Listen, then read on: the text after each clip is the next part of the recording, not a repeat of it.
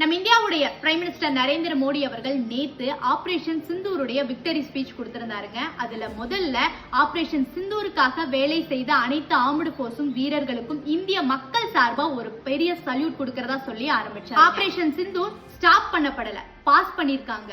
இனி பாகிஸ்தான் கிட்ட இருந்து இந்தியாவை நோக்கி ஒரு குண்டுகள் வந்தாலும் அதற்கு இந்தியா பல மடங்குகளாக திருப்பி கொடுக்கும் அப்படின்னு சொல்லியிருந்தாருங்க.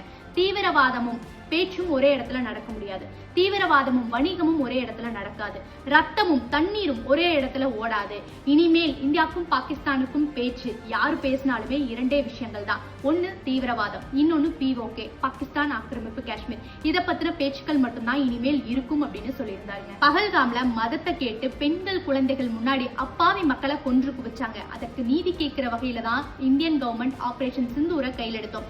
அதன் மூலமா தீவிரவாதிகளுடைய பல அமைப்புகளை தரைமட்டமாக்கணும். அது மட்டும் இல்லாம 100 தீவிரவாதிகளை கொன்று குவித்தோம். இந்த சமயத்துல பாகிஸ்தான் என்ன பண்ணிருக்கணும் அப்படின்னா நம்ம கூட சப்போர்ட் பண்ணி தீவிரவாதிகளை அழிக்க முற்பட்டிருக்கணும். ஆனா அதற்கு பதிலாக பாகிஸ்தானும் அவங்களுடைய ராணுவமும் சேர்ந்து இந்தியாவை நோக்கி அப்பாவி மக்கள் இருக்கக்கூடிய ஸ்கூலு, காலேஜ், கோவில், ஹாஸ்பிட்டல்னு பல இடங்களுக்கு அவர்களுடைய ட்ரோன்களையும் ஏவுகணைகளையும் அனுப்புனாங்க.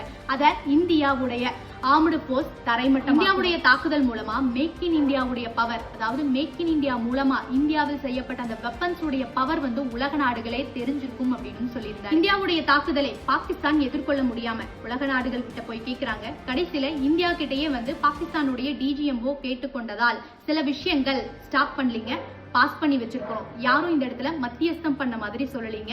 சோ அவங்களே நேரடியாக எங்களை தொடர்பு கொண்டதுனால சில விஷயங்களை நாங்க இப்போதைக்கு பாஸ் பண்ணி வச்சிருக்கோம். சோ உங்க சைட்ல இருந்து தாக்குதல் அப்படின்னு வந்தால் எங்க சைட்ல இருந்து அது பல மடங்கு வரும் அப்படிங்கறதையும் சொல்லியிருந்தாருங்க.